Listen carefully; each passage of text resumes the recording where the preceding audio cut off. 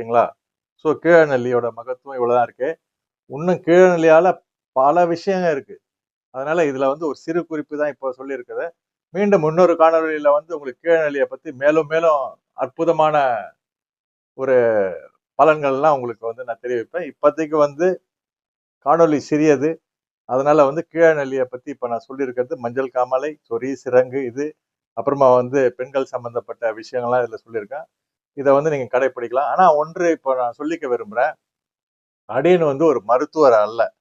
அடியேன் வந்து ஒரு யோகா ஆசிரியர். இதெல்லாம் வந்து ஒரு சித்த மருந்து குறிப்பு இதெல்லாம் வந்து அற்புதமான இயற்கை மூலிகையில நீங்க உங்களுக்கு உடல்நிலை சரியில்லை என்றால் தாங்கள் முதலில் சென்று பார்க்க வேண்டிய நபர் யார் என்று கேட்டீங்கன்னா மருத்துவர், டாக்டர்.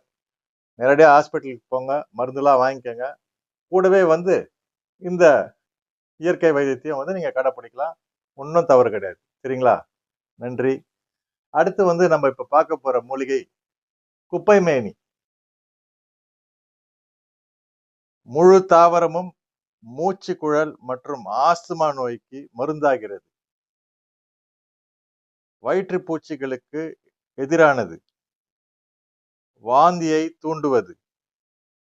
சிறுநீர் போக்கு தூண்டி சளி அகற்றும்.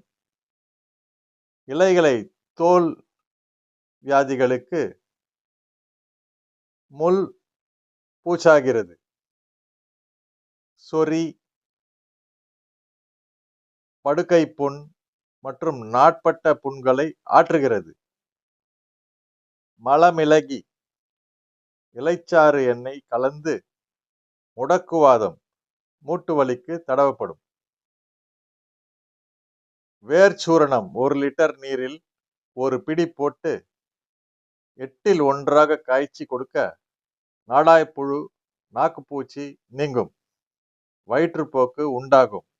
சிறுவர்களுக்கு பாதி அளவு கொடுக்கவும். இதெல்லாம் நீங்க கவனத்துல கொள்ளணும். சிறுவர்களுக்கு பாதி அளவு கொடுக்கும். அடுத்து வந்து நாயுருவி. நாயுருவி கேள்விப்பட்டிருப்பீங்க. நாட்டு மருந்து கடையில, பச்சை இலை கடையில எல்லாம் கிடைக்கும். அதை எப்படி எல்லாம் பயன்படுத்தலாம், எதுக்காக பயன்படுத்தலாம்ன்றத இந்த குறிப்பில நம்ம பார்ப்போம். இலைச்சாற்றை தடவி வர தேமல், படை முதலியவை குணமாகுவதுடன் விஷப்பூச்சிகளின் கடிக்கு மருந்தாகிறது. இலையை உப்புடன் கசக்கி தேய்க்க தேள்கடி விஷம் இறங்கும்.